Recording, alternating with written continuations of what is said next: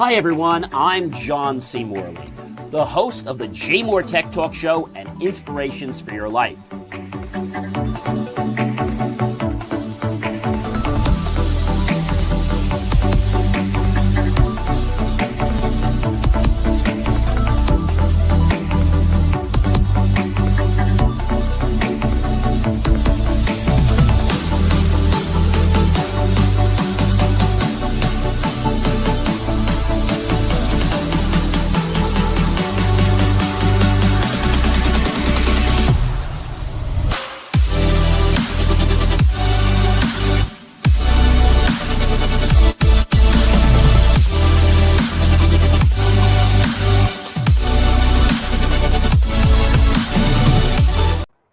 Hey guys, good evening, actually good afternoon, good evening, good morning, whatever you're watching me. Thanks so much for being here. In case you're wondering where you're tuned to, that's right, you've tuned into the JMOR Tech Talk Show. We're a weekly technology show that explores things you need to know, things you need to be aware of, things you should stay away from, and just some general knowledge as well as trends in the tech industry. We don't just talk about computers or software, we talk about everything that basically can have a plug on it. I know that's pretty vague, but we cover a lot of great stuff.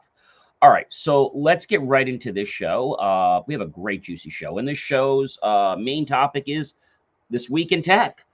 EU changes, which is the European Union charges, AI innovations and privacy upgrades. We're on Series 3, Show 25. Welcome, welcome, welcome, all of you wonderful people.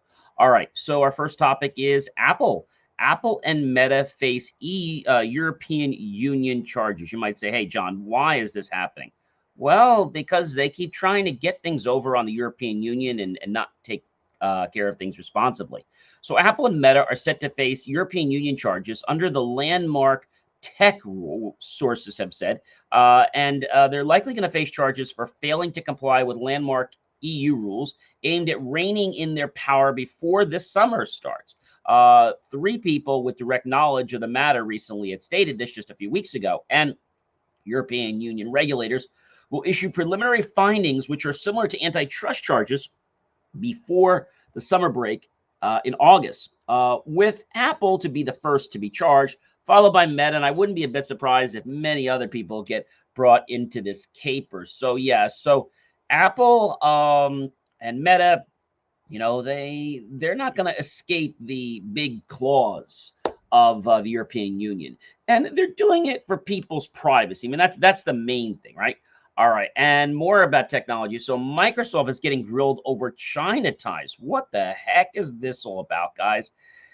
Yes, U.S. lawmakers are grilling Microsoft president over China's ties. In fact, on June 13th, Microsoft President Brad Smith addressed a House Homeland Security panel about the company's security practices following the breaches by the China-linked hackers last year and the Russia-linked cyber criminals this past year. Now, the Chinese hackers have access, are you ready for this, ladies and gentlemen? 60,000 U.S. State Department emails. Let me say that again, 60,000. The Chinese hackers have access 60,000 U.S. state emails, while Russian hackers have infiltrated emails of Microsoft's senior staff. That's pretty serious. So we got these Russian hackers going after the Microsoft senior staff, which is like spear phishing. They're going right after the target people. And 60,000, okay, U.S. State Department emails. Now, why is it such a big deal? Well, the United States of America and the government, they use Microsoft pretty exclusively for all their email services, Office 365, etc. It all comes through Microsoft. And if Microsoft has some type of a, I don't know, let's call it a loose screw or a missing security alignment, well, it's going to affect not only the people directly in that agency, but we all know how agencies are connected with other agencies. So, for example, like Homeland Security is tied to other things. Department of U.S. and Treasury is tied to things, right? And so all these things can be tied together, right? Maybe if it's somebody who's foreign, who's an legal alien, and you know the immigration ties into border control, which ties into the passport agencies and all kinds of stuff. So again, I think it's really serious. And the hearing had highlighted increasing the federal security of Microsoft, a major U.S. government vendor, and the lawmakers criticized the company for failing to prevent these breaches. And I have to say to you guys at Microsoft, shame on you, shame on you, shame on you. Just because you have a few extra bucks, just because you have a great big name, doesn't mean that you are impenetrable to any type of security attack. So I think you guys should be actually scrutinized even more than some of these smaller companies, because you actually have the potential of putting our company in a natural security demise, because you guys are too cheap, because that's what it's coming down to. It's not because you don't have the brains. It's because you're too cheap and you don't want to spend your staff's time doing that because you don't think it's cost effective. Maybe you'll think it's cost effective if you get hit with a lawsuit. Okay. So Democrat Benny Thompson emphasized the need for rigorous oversight despite Microsoft's critical role in national security. I'm pretty scared, ladies and gentlemen. Microsoft's involved in national security. Ouch. We all know how Microsoft had, the problem on Tuesday, right? And then it was like emergency Tuesday and then patch Thursday. And so it's a big, big problem.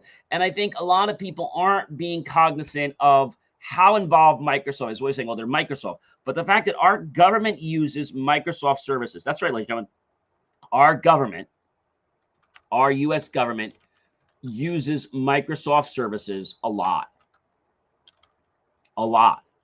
I think a report should be available to these different agencies, and I think there should be more of a council going forward. You got Office 365, you got other services they're using. So you're probably saying, John, so what other services, what other products does the government use from Microsoft? Well, that's a really, really good question. You got the 365 government plans, which they have. That's a very, very big one. It's a huge one for them. Azure Government, which is their cloud service, right? And then they've got solutions for the U.S. federal government. They call it Microsoft Federal. Yeah.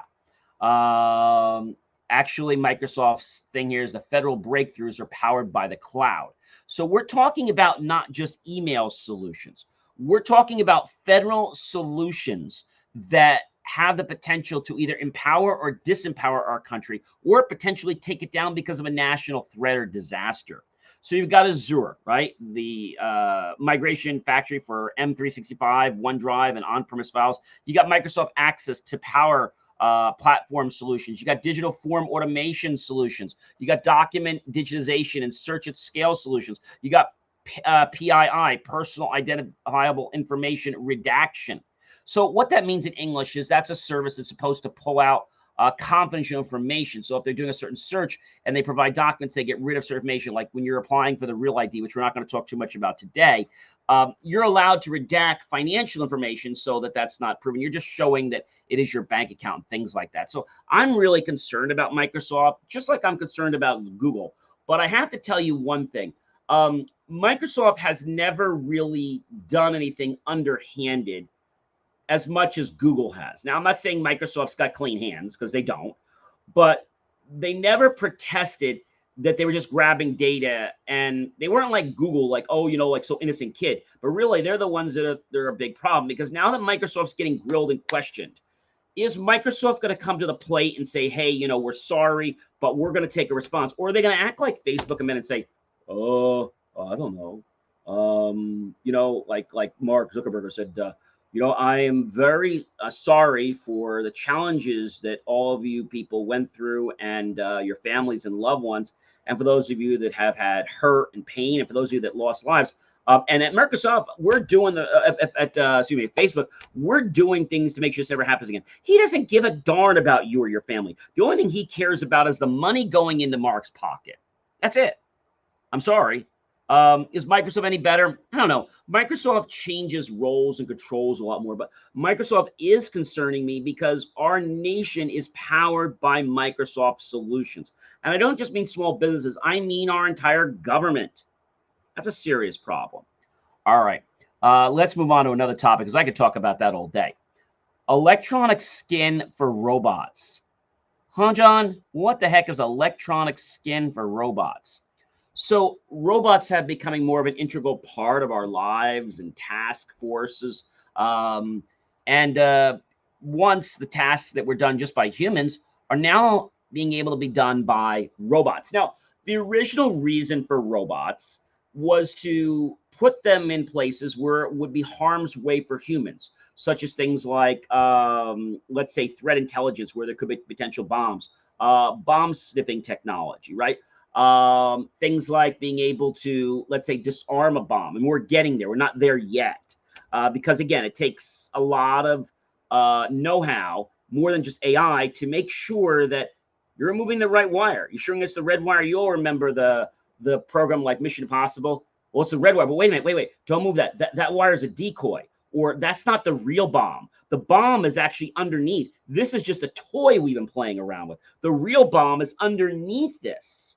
He said, we've been screwing around with a toy for an hour, and now the real clock is underneath, and we've only got 5 minutes because we've been screwing around with this outside decoy, which look really elaborate, but the real bomb is inside underneath. So, I think it's great that they're doing this, but electronic skin is going to give robots a sense of touch. This is a limitation that they're hoping will be relieved soon.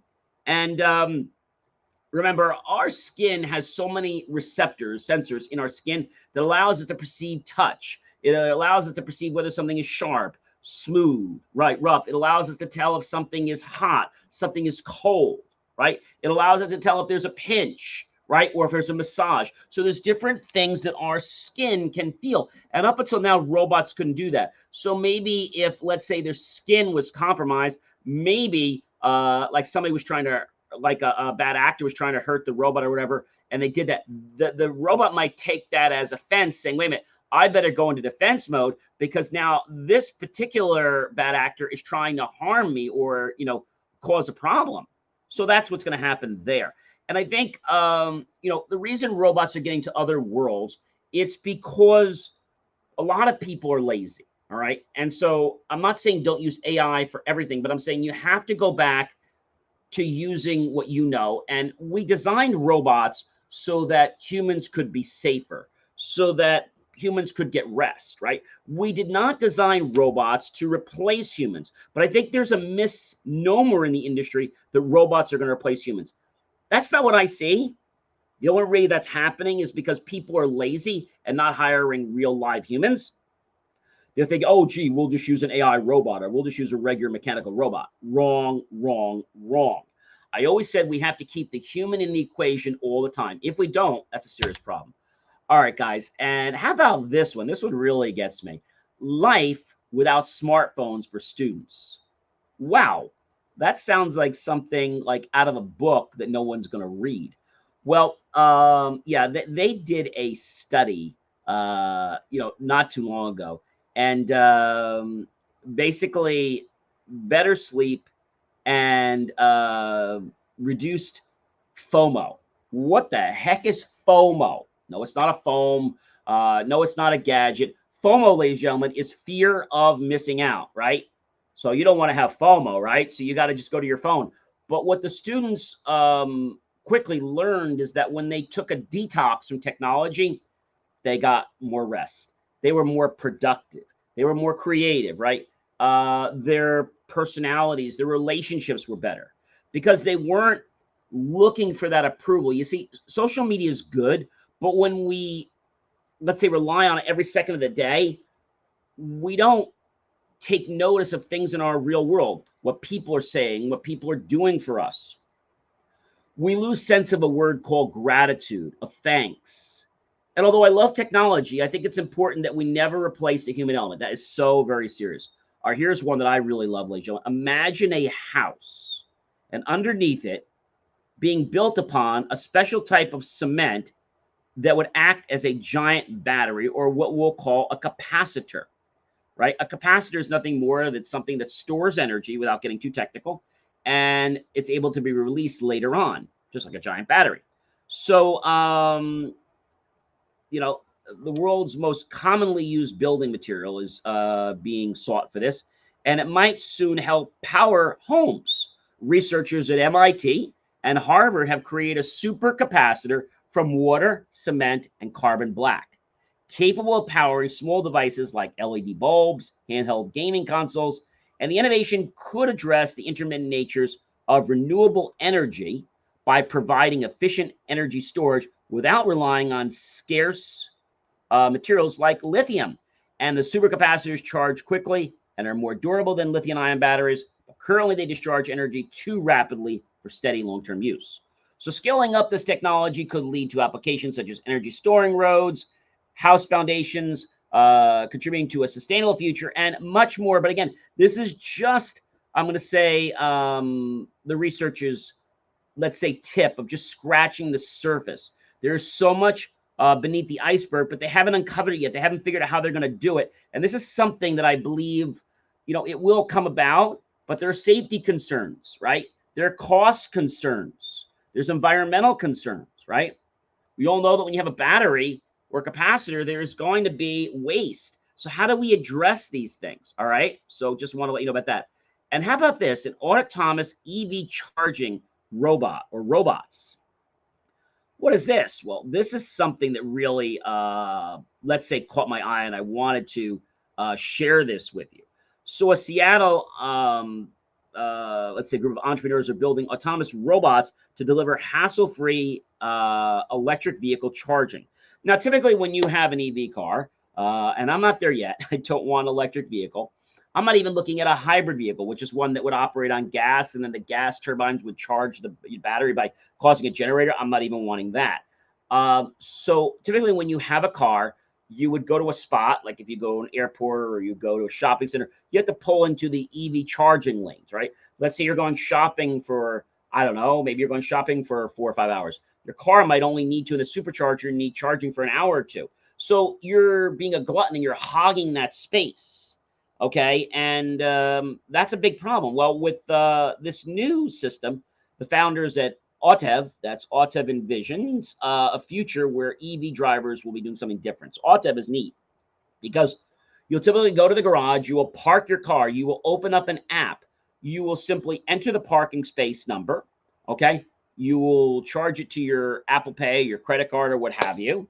The robot on wheels, which has GPS sensors and all kinds of other sensors to make sure it doesn't hit other cars and things like that, will actually know where your spot is, okay? It'll get to that spot, and then it will have a robotic arm, which will have the appropriate ending so that it can basically take the charging piece and go right into your car.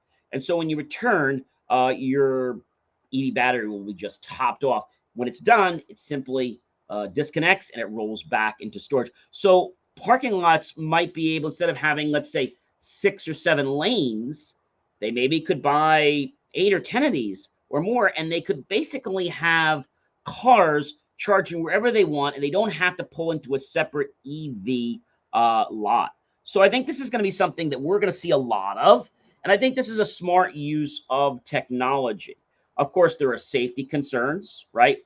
If the robots coming out will be able to detect humans, will it be able to detect other cars? Well, we don't know. I mean, we assume this is going to be there, but there's a lot of things that Autev and other people that are building things, I'm sure they're not going to be the only one, but other companies I'm sure will try to do this.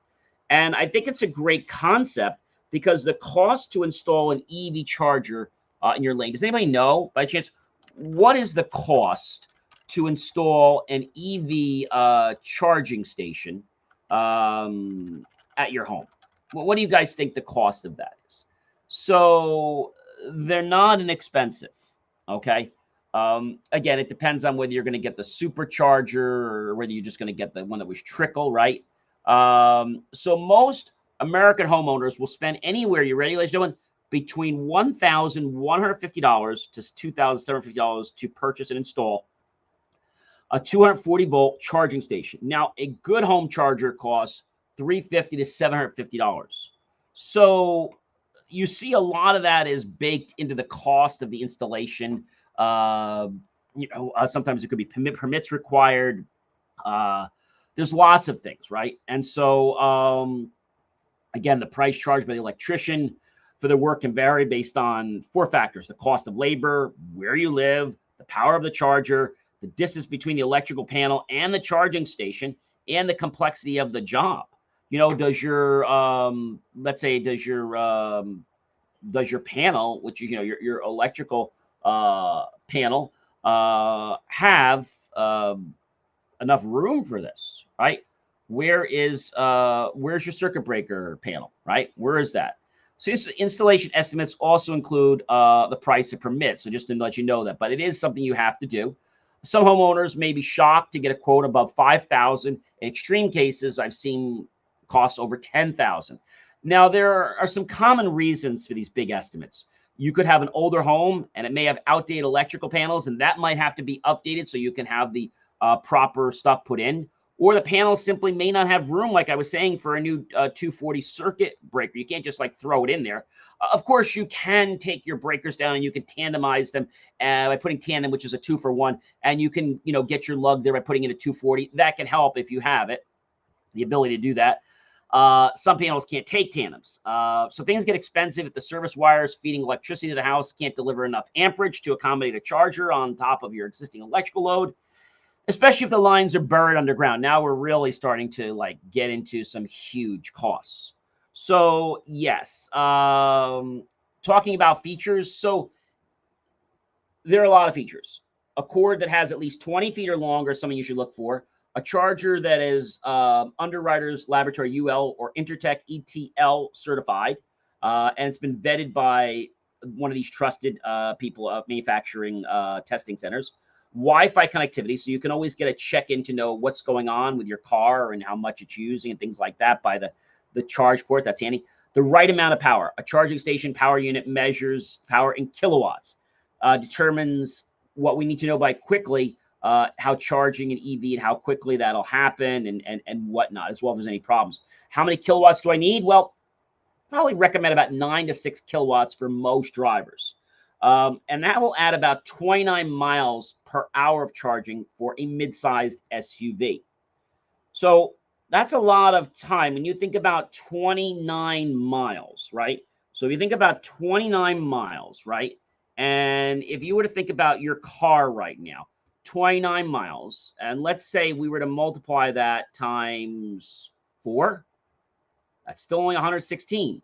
If I did 29 times 6, that's 120 and 174. If I did 29 miles times 8, that's 232. If I did 29 times 10, I'm at 290. Okay, what if I did 29 times 12? 20 times 12 will give me 348. That's about close to where most cars are going to be. So what that means, ladies and gentlemen, if you got to fill your car up with enough gas or surge for 348 miles, guess how long you're going to be spending to charge your car? Is everybody ready? 12 hours.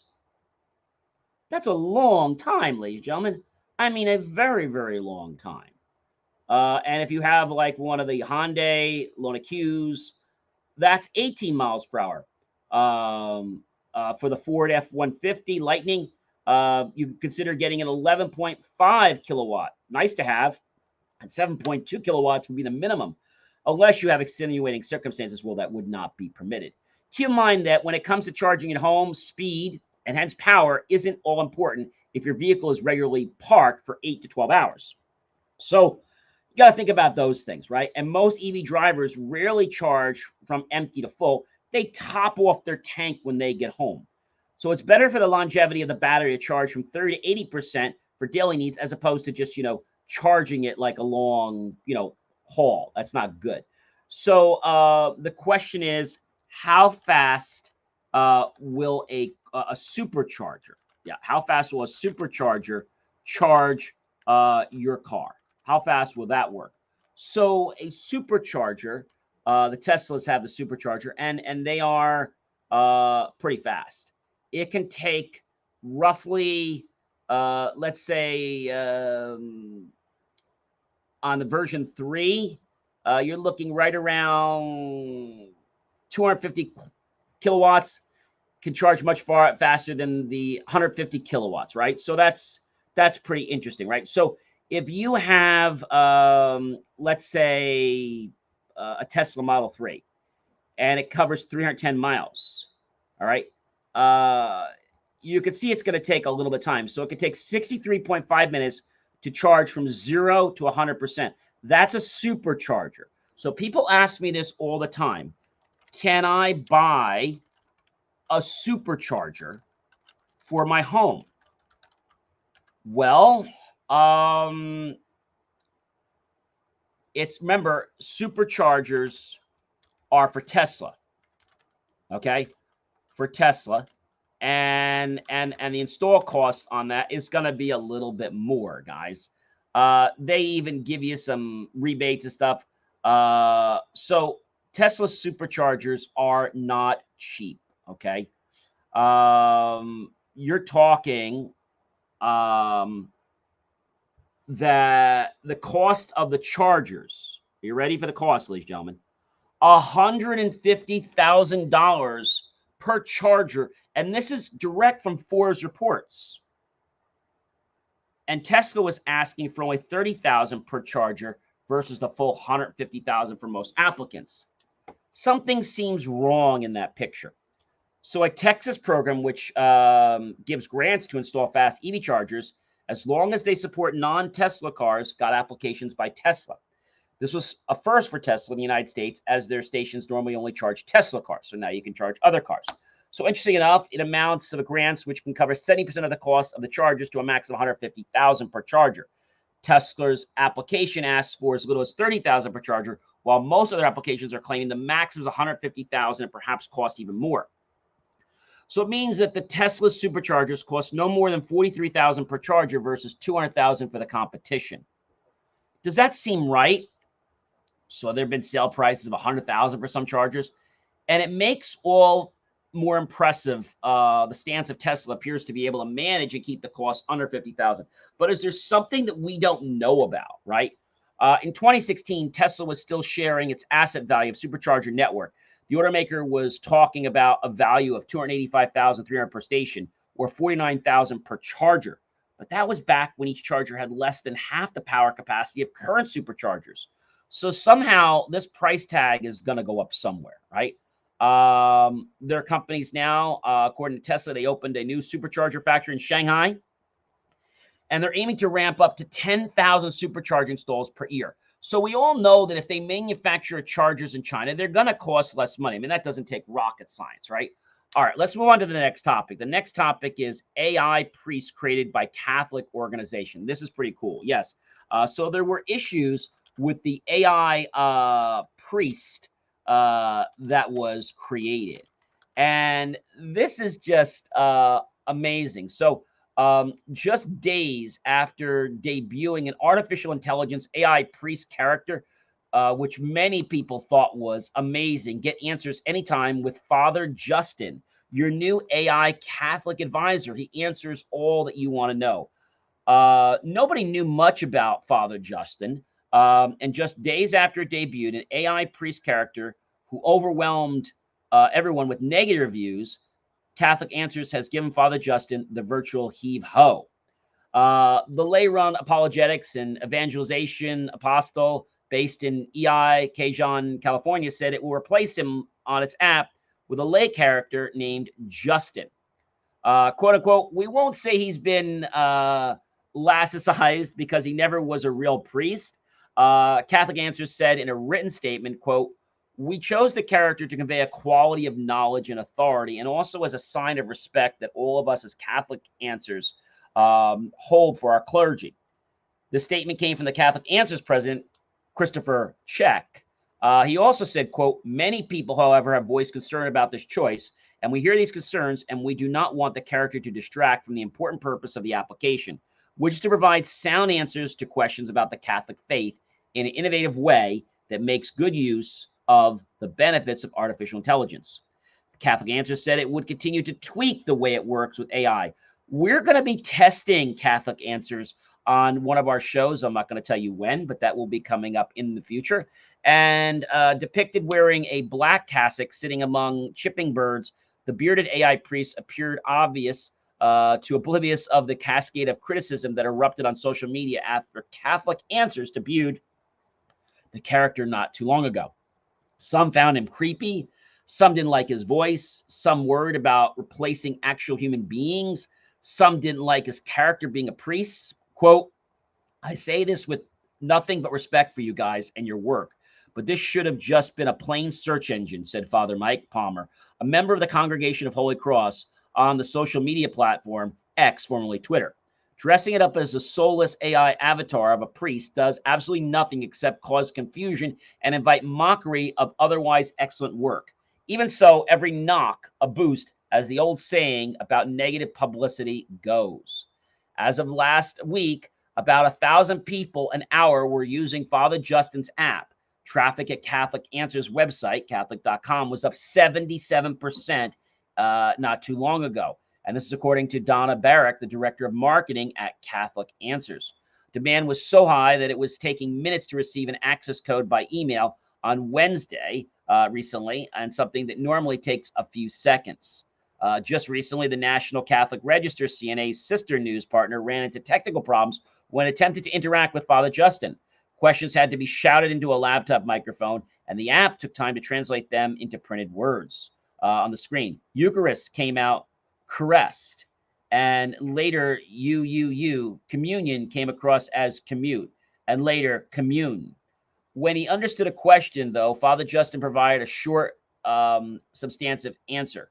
So people said, they asked why the church, people should go to church. They asked Father Justin, and he answered with brief quotations from Scripture. Psalm 122:1, 1, Corinthians 12:27, John 6:54, and explained, when we gather together for Mass, we are united with Christ and each other in a profound way. We hear God's word in the Scriptures, and we receive Jesus himself in the Eucharist. Going to church isn't just an obligation, it's a privilege and a joy. Father Justin was aimed at providing answers to questions faster than was possible for human apologists on the staff. And several years ago, the organization took down a question and answer feature on its website because its staff apologists were inundated with thousands of queries that they could not answer in time. With our mission, quote, to explain and defend the Catholic faith, we do think artificial intelligence has a usefulness, at least as a starting point. I would caution against it being an ending point in your journey or in your search for answers, said Chris Costello, Director of Information Technology for Catholic Answers, in a Zoom interview just prior to the decision to end Father Justin's app appearance. Barrick said the Father Justin app was an attempting at gamifying the question and answer process to appeal to young people. Costello said, quote, the intent was never to replace human apologists. Quote, obviously there's something different in the human delivery, Costello said.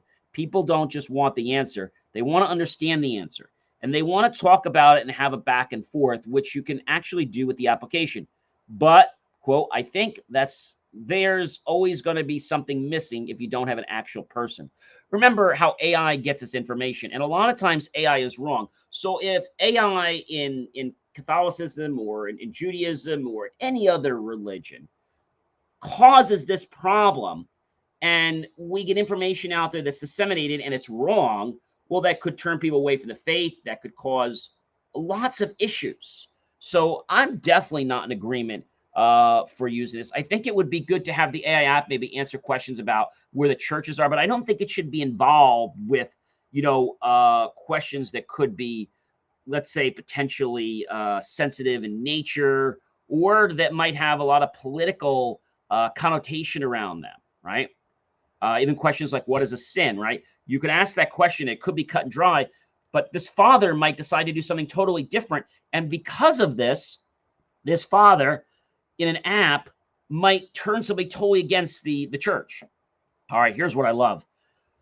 Wells Fargo fires employees for fake working. What the heck is this nonsense? Okay, so here's my keyboard, ladies and gentlemen. Well, this thing you may not know is that Wells Fargo several years ago did a lot of research into whether a key press was real or whether it was synthesized, because they were trying to go after bad actors. They spent a lot of time during COVID clamping down. As a result of all this work that they did, they were able to detect that several employees had bought these key loggers, and they were just pressing a key on the keyboard. And again, if the same key or one or two keys just keeps getting hit randomly, obviously you're not doing work. So they faked work, and that fake work went back to Wells Fargo corporate, and they decided to terminate these people. All right, guys, here's one that might get under your skin a little bit. Massachusetts to outlaw revenge porn. So let's talk about, first of all, if they do, they will be the second to last state to outlaw revenge porn. So what the heck is revenge porn? All right. So really simply, it's obviously sensitive adult content. Could be naked photos, could be a variety of things. And so what it really comes down to is content or pictures or video that's used of somebody, okay, highly graphical, highly sensitive, without their permission as a, let's say, a blackmail tactic. This new bill, as I said, Massachusetts is on the verge of becoming the second to last state to outlaw revenge porn.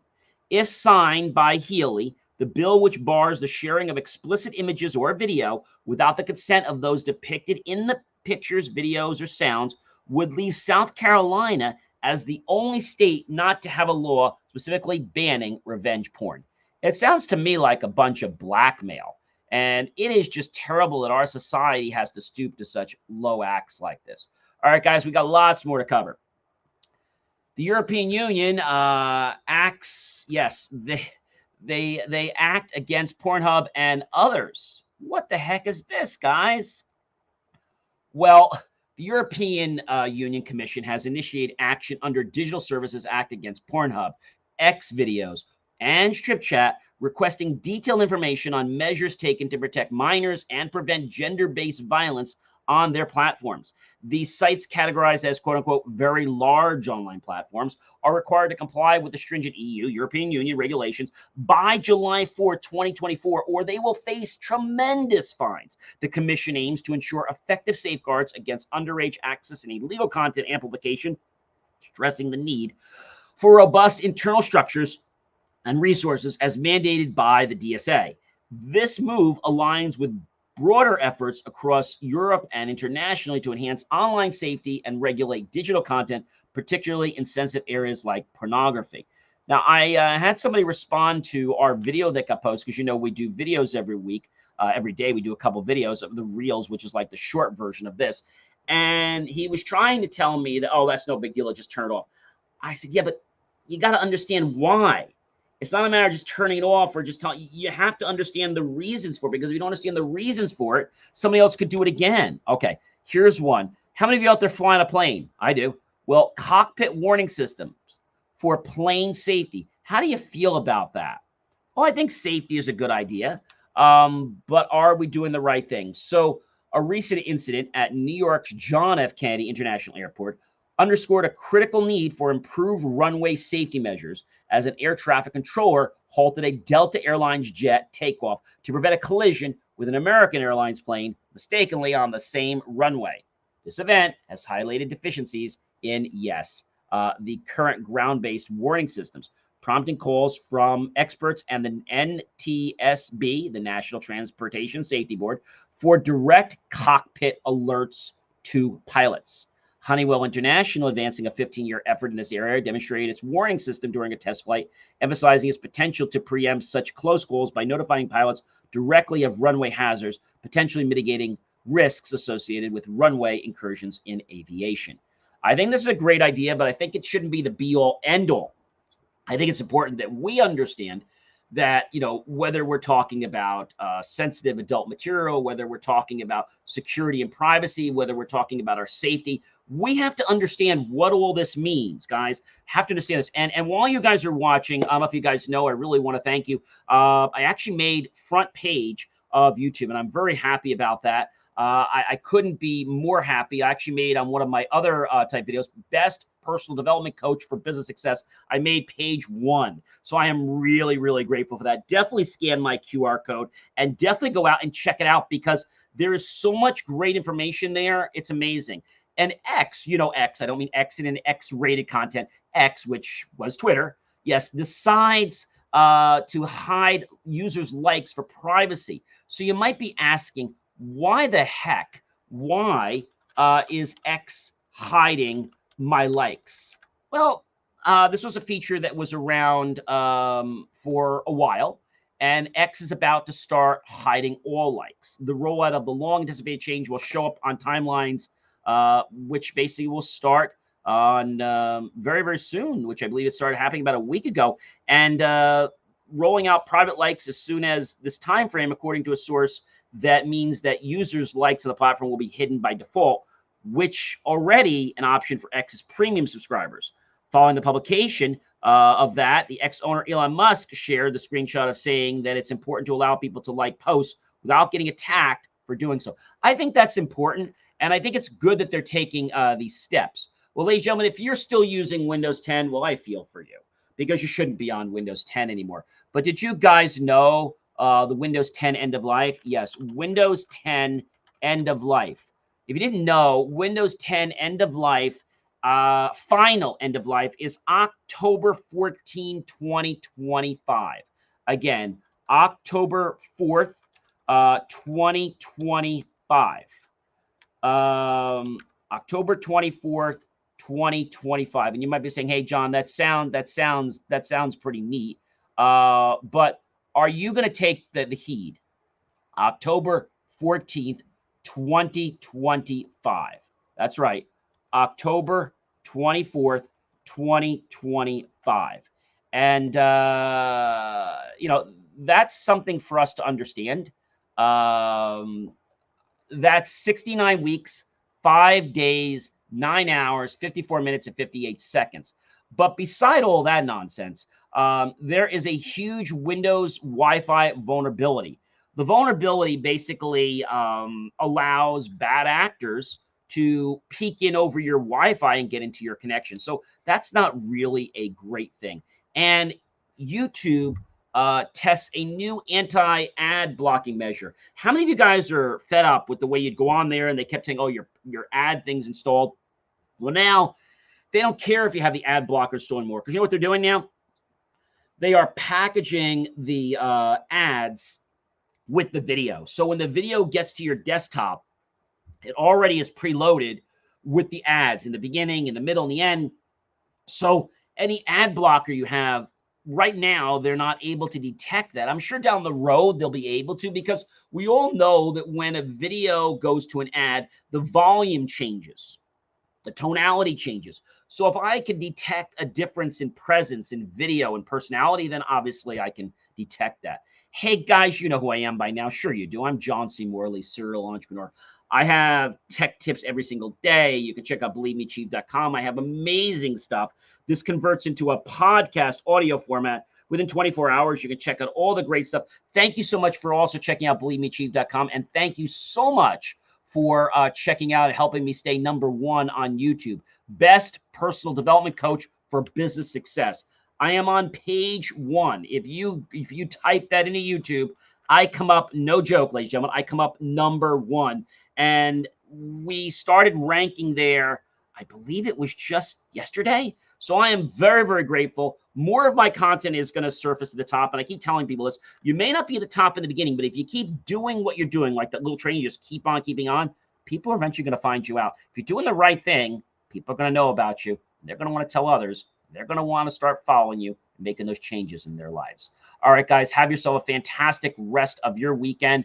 I've got to run. Check out all my great content at believemechief.com. I'll catch you guys real soon. Have a super weekend. Stay cool. Stay hydrated. Be safe. And when you're not outside, be sure to get in that air conditioning. You don't want to become, hurt or, let's say, put down because, you just are under heat exhaustion. Even if you have water, it's not enough. Make sure you get inside. It is hot, and that hot temperature can really deplete your energy and could potentially make you weak. So something could happen to you. So we don't want that to happen to you guys. Have yourself a fantastic rest of your week, and everyone be well.